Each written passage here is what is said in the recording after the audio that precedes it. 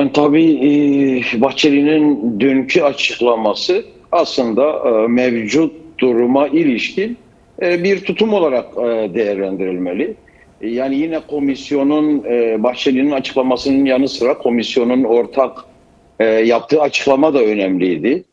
Komisyona yönelik çözüm, demokratik toplum sürecinin başarıya ulaşmasına yönelik çabalara yönelik saldırılara karşı komisyon bir tutum ortaya koydu. Ben onu da önemli buluyorum. Şimdi tesadüf mü? Yani Bahçeli'nin bu çıkışı yine komisyonun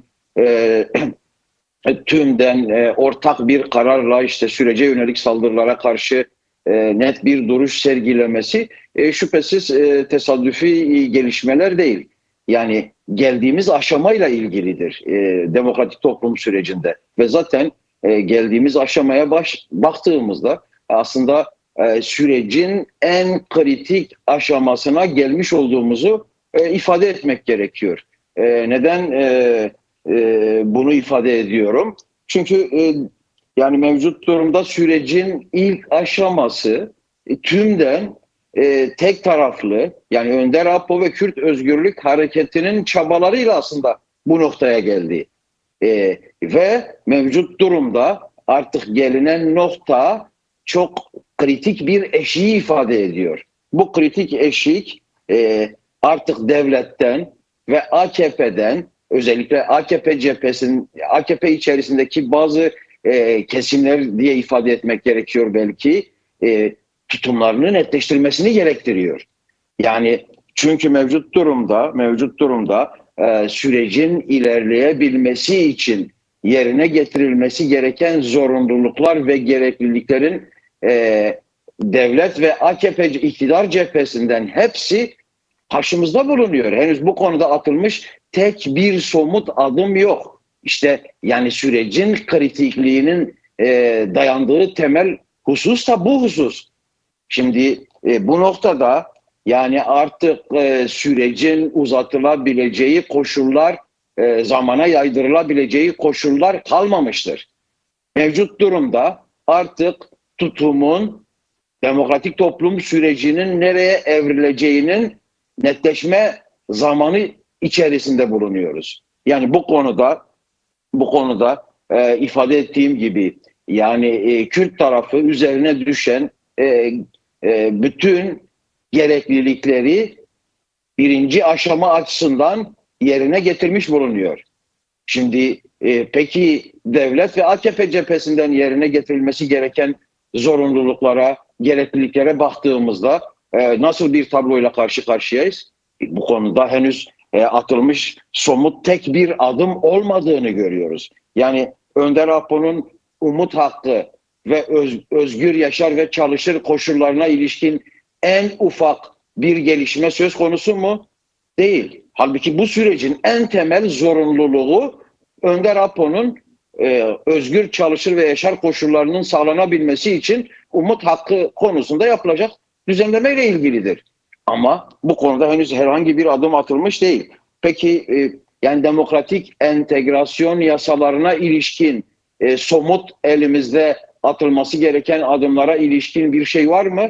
Komisyonun dışında şu bilgi var sadece. Komisyonun dışında AKP kendi içerisinde kendi istediği gibi bazı hazırlıklar içerisindedir diye bilgiler alıyoruz. Şimdi böyle bir şey söz konusu olabilir mi? Eğer bu o zaman bu komisyon ne diye oluşturuldu? Yani AKP tek başına bazı çalışmalar yürütecek ve bunu komisyona dayatacaksa bu komisyon ne diye oluşturuldu? Şimdi bu çok yani özellikle demokratik entegrasyon yasaları konusunda tutsakların durumu, gerillanın gelip siyasal alana dahiliyeti, sürgündekilerin dönüşü, dil, kültür üzerindeki baskı, yasak ve engellemelerin tümden ortadan kalkması, yerel yönetimler üzerindeki baskıların ortadan kalkması ve yerel yönetim yetkilerinin genişletilmesine ilişkin. Şimdi bu konularda çok somut bir tartışma henüz bilinmiyor. Peki yani bu konulardan hangi adımlar atılacak? Evet. İşte yani bu ortaya konan tutumu bu çerçevede değerlendirmek gerekiyor. Evet. Aslında bir de yani şu yaşadığımız bir yılın barış ve demokratik toplum sürecinin başladığı günden bugüne kadar bir portresini çizdiğimiz zaman yalnızca atılmayan adımlar değil, bazı konular var. Yani hukuki ya da yasal düzenlemelere ihtiyaç olmadan yapılması gereken şeylerdi. Bunların başında ise dilin değişmesi gerekiyordu. Ancak dil bir yıldır değişmedi. Hala aynı şekilde işte gazete manşetlerinde, televizyonlarda görebiliyoruz. Belki siyasette biraz da olsa bir değişim var. Kullanılan dil bakımından söylüyorum. Ancak medyada, özellikle iktidara yakın medyada ve kendi muhalifim diyen ancak çok da muhalefetten ziyade sürece karşıtlık oranında bir muhalif çizgide olan bazı medya kuruluşları da aynı oranda savaş dilini kullanmaya devam ediyor. Sence bunu yaratan ya da buna müsaade eden iktidarın kendisi mi, yoksa farklı bir klik var ve sürece karşıtlık üzerinden süreci provoke mi ediyorlar? Yani mevcut duruma baktığımızda yani aslında tutum diye ifade ettiğimiz hususlarda yani bazı çok basit bakanlıkların bile kendi içinde yapabileceği düzenlemelerle düzeltilebilecek birçok husus konusunda herhangi bir adım atılmadığını görüyoruz. Örnek, yani şimdi Adalet Bakanı çok basit bir düzenlemeyle bu hapishanede tutsakların özgürlüğüne engelleyen cezaevleri içindeki özel savaş mahkemelerine yönelik bir düzenleme yapamaz mı? Özgürlükleri engellenen tutsakların önündeki en büyük engel bu cezaevi idari komisyonları değil mi? Peki Adalet Bakanlığı bugüne kadar ne yaptı? Yüzlerce tutsağın özgürlüklerini engelleyen bu komisyonlara ilişkin tek bir adım attı mı? Bir düzenleme yaptı mı? Bunlar yasayla olacak şeyler değil. Bunlar basit, bakanlığın kendi içerisinde, kendi hiyerarşisi içerisinde alacağı kararlarla çözülecek şeyler. Çözülmedi ama. Yani bu bize şeyi gösteriyor. Bir de senin ifade ettiğin aslında AKP basınının diline de baktığımızda bu konuda AKP ve devlet içerisinde iki kliğin çatıştığını ifade edebiliriz. Bir, yani mevcut savaş rançlarını temsil eden kliğin bu konudaki ısrarının ve aslında yani doğrusu süreci provoke etmeye yönelik yaklaşımlarının sürdüğünü görüyoruz.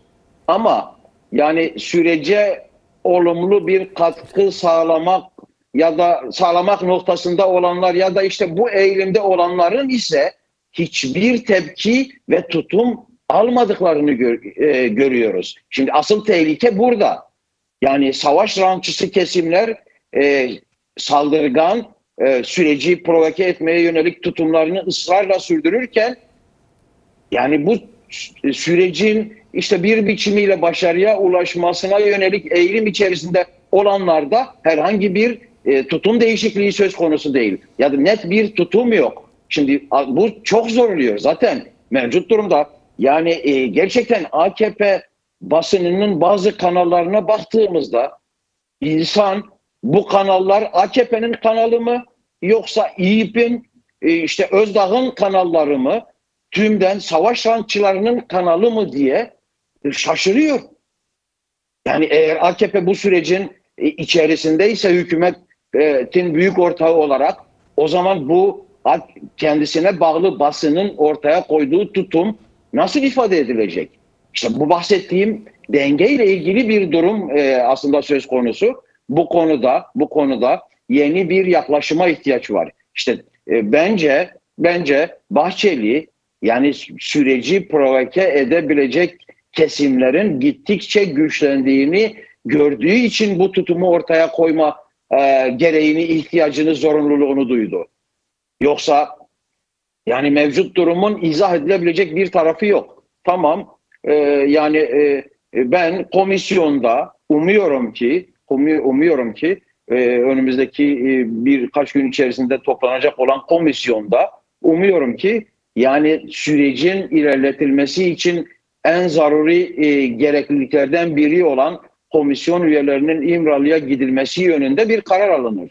Ya da önde rapor gelir, komisyonda kendi düşüncelerini komisyonla paylaşır. Bu yani sürece hız kazandıracak, süreci ileriye taşıyacak bir durum şüphesiz, durum olacak şüphesiz. İşte yani artık bu aşama devlet ve iktidarın tutumunu tümden netleştirmesi gereken bir aşamayı ifade ediyor. İçerisinde bulunduğumuz günlerdeki gelişmeler de bize aslında demokratik toplum sürecinin nereye evrileceğini gösterecek. Yani ciddi bir riskle aslında demokratik toplum süreci mevcut durumda karşı karşıya. Yani AKP içerisindeki eğilimler çok da sürecin başarıya ulaşması noktasında bir tutum sahibi değiller.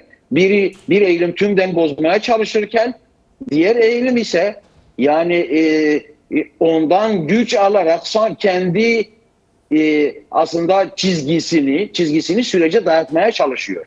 İşte bunun önüne geçilmesi gerekiyor.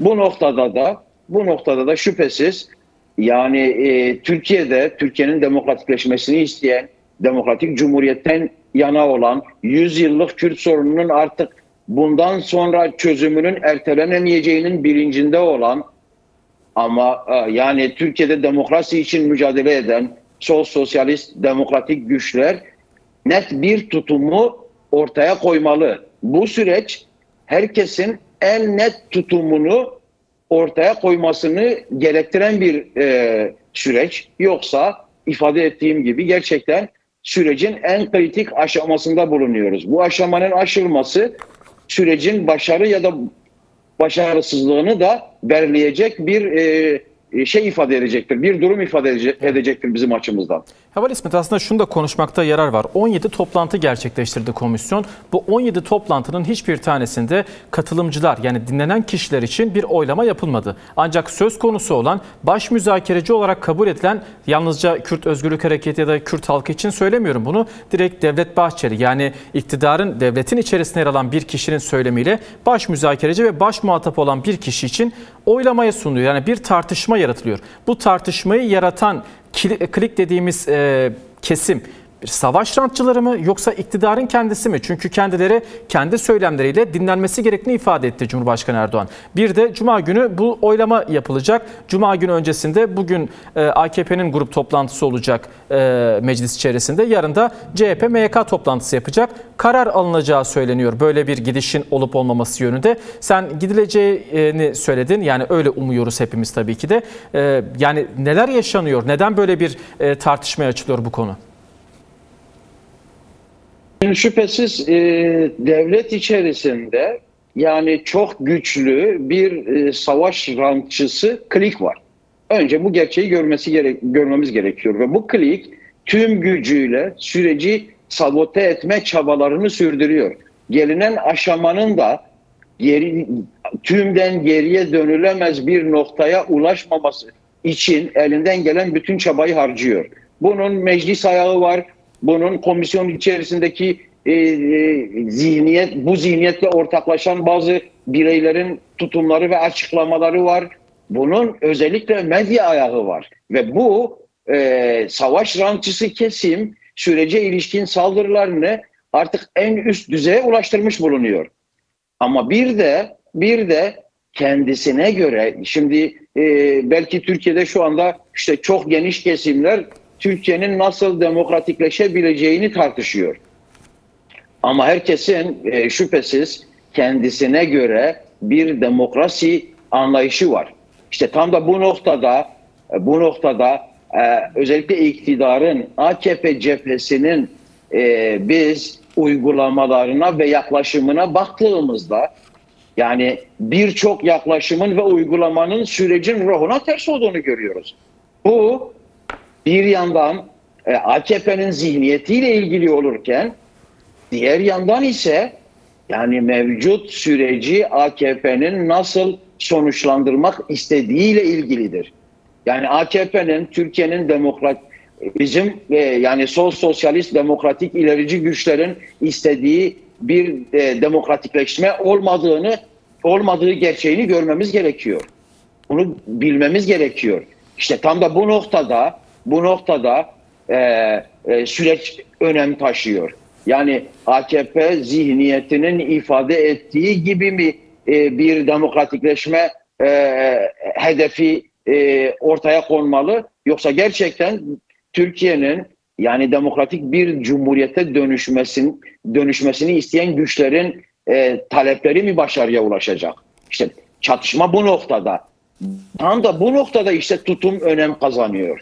Tutum önem kazanıyor. Yoksa AKP'den Türkiye'yi demokratikleştirmesini beklemek bence saf hayalcilik olur. Yani en büyük saflık olur diye ifade etmem gerekiyor. Evet. AKP'nin Türkiye'yi demokratikleştirme niyetinin olmadığını biliyoruz. Ama Türkiye'deki demokrasi